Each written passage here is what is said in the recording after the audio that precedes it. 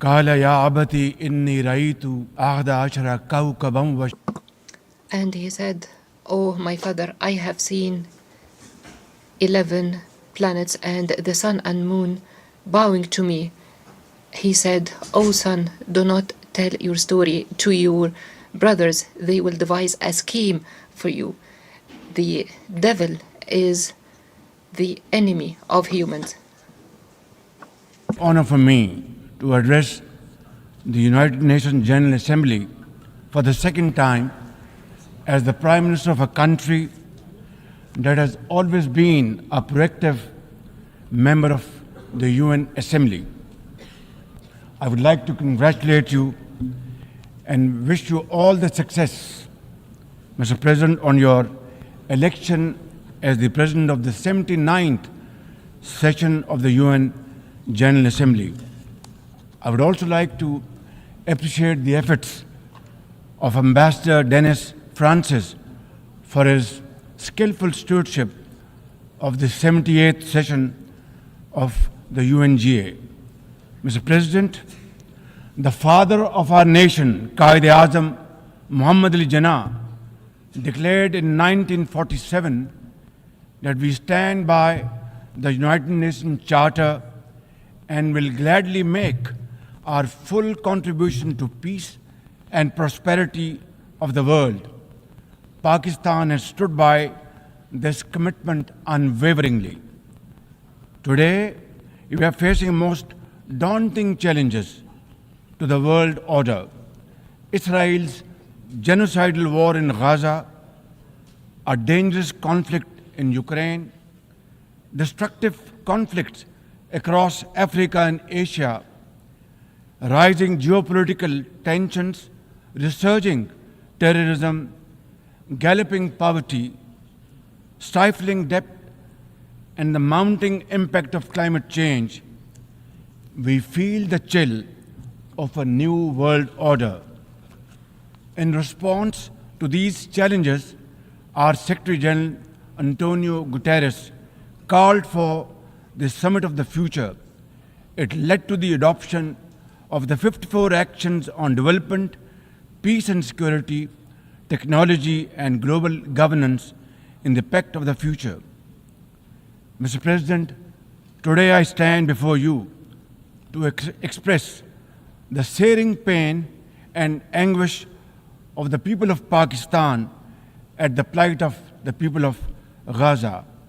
Our heart bleeds as we witness the tragedy unfolding in the Holy Land, a tragedy that shakes the very conscience of humanity and the foundation of this institution. Mr. President, can we, as human beings, remain silent while children lie buried under the rubble of their shattered homes? Can we turn a blind eye to mothers cradling the lifeless bodies of the children? This is not just a conflict, this is systematic slaughter of innocent people of Palestine.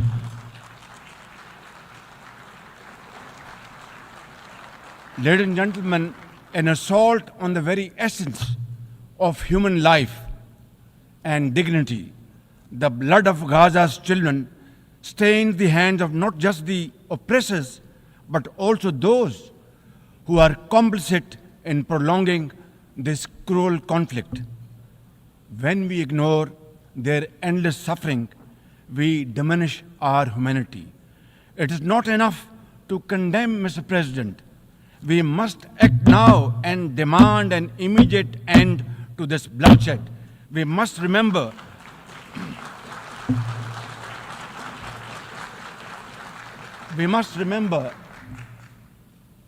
that the blood and sacrifice of the innocent Palestinians will never go waste. We must worry about their plight and difficulties and stand by them.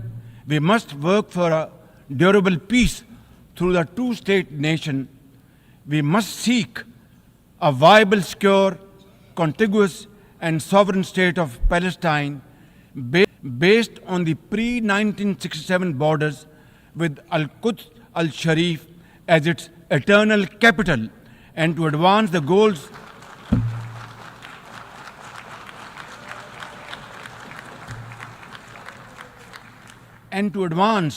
these goals, Palestine must also be immediately admitted as a full member of the United Nations. Mr. President, in a span of a few days, Israel's unrelenting bombing of Lebanon has killed over 500 people, including women and even small children. The failure to implement UN resolutions has emboldened Israel. It threatened to drag the entire Middle East into a war whose consequences could be very grave and beyond imagination. Similarly, like the people of Palestine, the people of Jammu and Kashmir too have struggled for a century for their freedom, self-determination. Instead of moving towards peace, India has resiled from its commitments to implement the Security Council resolutions on Jammu and Kashmir. These resolutions mandate a plebiscite to enable the people of Jammu and Kashmir to exercise their fundamental right to self-determination. Ladies and gentlemen, since the 5th of August 2019, India has initiated unilateral illegal steps to impose what its leaders ominously call a final solution for Jammu and Kashmir.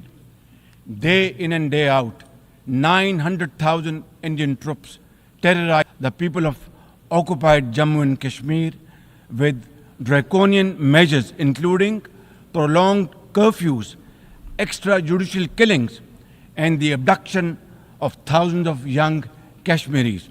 At the same time, in a classic settler colonial project, India is seizing Kashmiri lands and properties and settling outsiders into occupied Jammu and Kashmir in their nefarious design to transform the Muslim majority into a minority.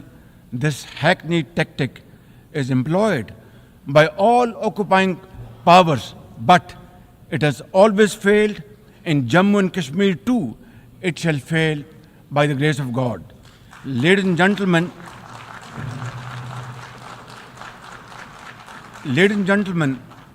the Kashmiri people are resolute in rejection of the false Indian identity. The New Delhi seeks to impose upon them very, very severe conditions, and atrocities are being committed every hour. India's policy of brutal coercion and oppression in occupied Kashmir